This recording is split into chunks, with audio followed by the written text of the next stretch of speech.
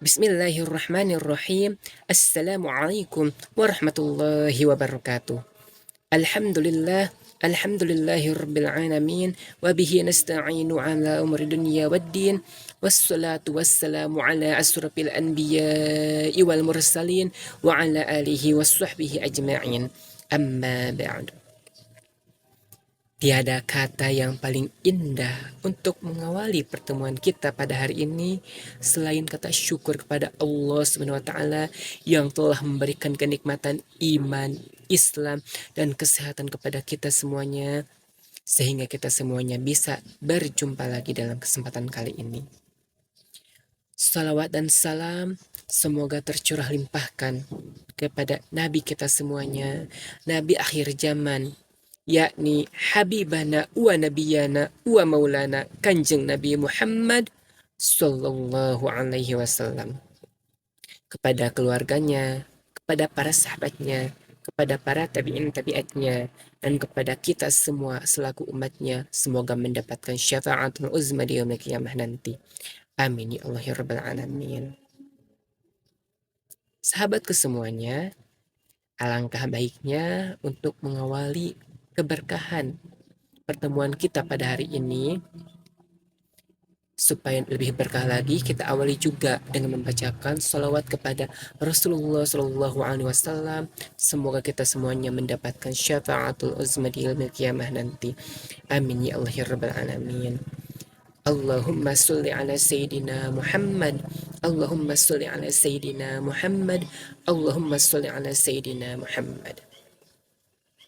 Sahabat kesemuanya, kita doakan kepada siapa saja orang-orang yang sedang sakit, baik itu orang tua kita, saudara-saudara kita, teman-teman kita, atau tetangga-tetangga kita yang sedang sakit. Siapa saja yang sedang sakit, semoga Allah cepat angkat penyakitnya dan segera digantikan oleh kesehatannya seperti semula. Dan semoga sakitnya bisa menjadi penggugur atas segala dosa-dosanya. Amin ya Allah ya Rabbal Alamin. Sahabatku semuanya, tidak terasa sebentar lagi kita akan bertemu dengan bulan suci Ramadan, bulan yang kita tunggu-tunggu, bulan yang penuh dengan keberkahan, bulan yang penuh dengan kemuliaan, bulan di mana segala amal ibadah akan dilipat gandakan, begitupun dosa kita akan dilipat gandakan jika melakukan dosa di bulan tersebut. Sahabatku semuanya, marilah kita sambut bulan suci Ramadan ini dengan penuh kegembiraan, dengan penuh keceriaan. Semoga kita semuanya bisa dipertemukan dengan bulan suci Ramadan tahun 2026 ini yang tinggal beberapa hari lagi kita akan berjumpa dengan bulan suci Ramadan ini.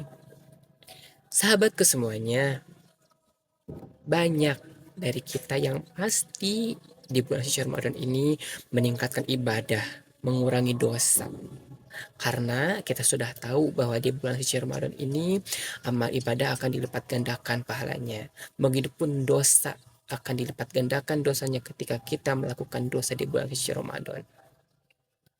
Padahal yang seharusnya kita itu harus meningkatkan ibadah kita dan mengurangi dosa itu bukan hanya di bulan suci Ramadan saja, tapi di bulan-bulan selain Ramadan juga kita harus bisa meningkatkan ibadah kita dan mengurangi dosa-dosa kita. Semoga setelah bulan nanti, ketika sudah bulan Ramadan sudah berlalu, kita senantiasa bisa istiqomah mempertahankan ibadah kita kepada Gusti Allah, meningkatkan ibadah kita kepada Allah Subhanahu wa taala dan mengurangi perbuatan dosa kita. Jadi terus menerus, bukan hanya di bulan suci Ramadan saja. Sahabat kesemuanya, perlu kita ketahui bahwa puasa itu memiliki syarat-syarat wajib. Tidak sembarangan kita bisa melakukan puasa. Kalau tidak memenuhi syarat wajib puasa ini, maka kita tidak bisa berpuasa. Apa saja sih syarat-syarat wajib puasa? Mari kita bahas satu persatu. Syarat wajib puasa itu ada 4 semuanya. Dalam kitab Fikih lengkap, fikih Islam lengkap, madhab Imam Syafi'i. Nah, dalam kitab ini dijelaskan bahwa syarat-syarat wajib puasa itu ada 4. Yang pertama harus Islam, yang kedua harus balik, yang ketiga harus berakal, dan yang keempat mampu berpuasa. Mari kita bahas satu persatu. Yang pertama, syarat wajib puasa yang pertama yaitu Islam. Maka ketika kita ingin berpuasa, kita harus beragama Islam dulu. Otomatis orang yang bukan non muslim atau yang tidak Islam, maka dia tidak bisa berpuasa karena dia bukan orang yang beragama Islam. Karena syarat wajib puasa itu yang pertama harus beragama Islam. Otomatis menurut agama Islam, menurut kita umat Islam, bahwa orang non muslim yang suka berpuasa itu tidak akan sah puasanya menurut kita agama Islam karena mereka bukan orang Islam. Nah, jadi ingat ya sahabatku semuanya, jika kita ingin berpuasa maka kita harus beragama Islam. Dan alhamdulillah insya Allah kita termasuk yang beragama Islam, dan insya Allah kita sudah terkena wajib puasa. Apa sih dalil yang menguatkannya? Ada dalilnya dalam Al-Quran, surat Al-Baqarah ayat 183. A'udzu billahi minasyaitonir rajim. Bismillahirrahmanirrahim. Ya ayyuhallazina amanu kutiba alaikumus syiyamu kama kutiba alal ladzina min qablikum la'allakum tattaqun. Yang artinya, wahai orang-orang yang beriman, diwajibkan atas kamu berpuasa sebagaimana diwajibkan atas orang-orang sebelummu agar kamu bertakwa. Jadi sudah jelas diwajibkan puasa itu kepada orang-orang yang beriman. Beriman kepada siapa? Kepada Allah Subhanahu wa taala. Otomatis orang yang beriman kepada Allah Subhanahu wa taala yaitu harus beragama Islam. Jadi sudah pasti puasa itu wajib. Sudah jelas dalam Al-Qur'an juga. Kemudian kenapa diwajibkan? Karena puasa pun sudah diwajibkan dari sejak zaman dahulu. Dari sejak kita belum ada, jadi orang-orang terdahulu pun sudah diwajibkan untuk berpuasa. Untuk apa? Agar apa kita berpuasa? Agar kamu itu bertakwa. Kenapa orang yang berpuasa disebut orang yang bertakwa? Karena gini ya teman-teman, orang yang berpuasa itu kita tidak bisa membedakannya dengan orang yang tidak berpuasa. Misal si A nih, ketika bulan puasa dia bilang kita tanya kepada si A, "Hei, apakah kamu sedang berpuasa?" "Ya, saya sedang berpuasa." Padahal kenyataannya dia tidak sedang berpuasa. Tapi kita tidak bisa membedakannya. Apakah dia berpuasa atau tidak, itu tidak bisa dibedakan. Karena tidak ada yang bisa melihat seseorang sedang puasa atau tidak kecuali Allah Subhanahu wa taala. Jadi butuh kejujuran. Orang yang berpuasa itu harus memiliki kejujuran yang tinggi. Maka dari itu, orang yang berpuasa itu disebut orang yang bertakwa jika dia benar-benar berpuasanya itu tidak seenaknya, tidak berbohong, tidak melakukan kebohongan. Jadi memang tidak bisa dibedakan antara orang yang sedang berpuasa dengan yang tidak berpuasa. Beda lagi dengan sholat. Sholat itu kan ada perbuatan yang kelihatan, ada gerakannya. Jadi tidak bisa berbohong. Apakah kamu sudah sholat?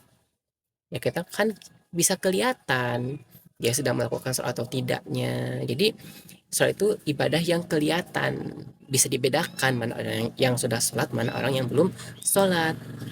Nah, beda dengan puasa. Puasa itu tidak bisa dibedakan mana orang yang sedang berpuasa, mana orang yang tidak berpuasa. Kemudian, syarat puasa yang kedua yaitu harus balik. Orang yang balik itu orang yang memiliki akal, yang sudah bisa membedakan mana yang benar, mana yang salah. Umur balik itu biasanya sekisaran umur 15 tahunan.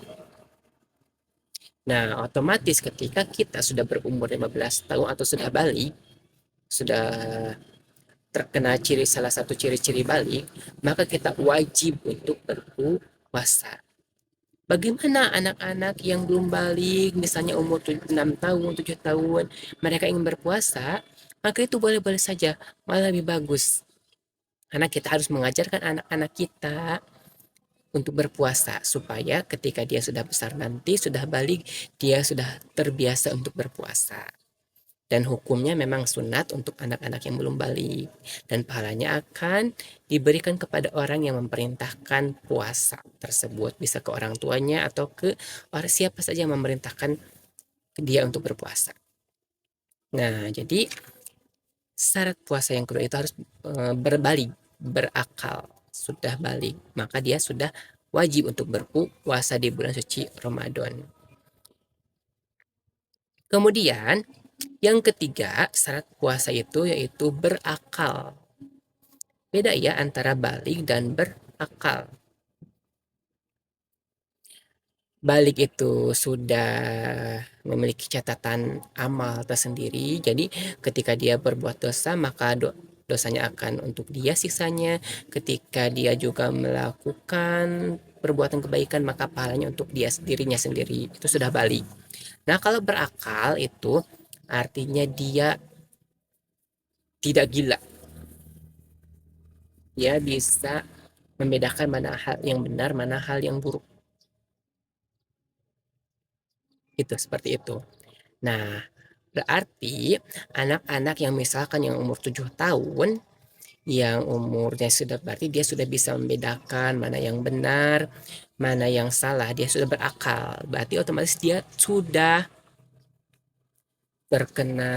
sudah bisa wajib untuk berpuasa karena dia sudah berakal, bisa membedakan mana yang benar dan mana yang salah.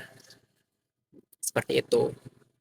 Kemudian yang keempat, mampu untuk berpuasa. Nah, syarat puasa yang keempat itu, satu wajib puasa, yaitu harus mampu berpuasa. Maka misalkan ada orang yang sedang sakit, dia tidak mampu berpuasa, maka dia tidak wajib untuk berpuasa, tapi dia wajib untuk mengkodok puasa tersebut di bulan lain, di bulan selain bulan Ramadan.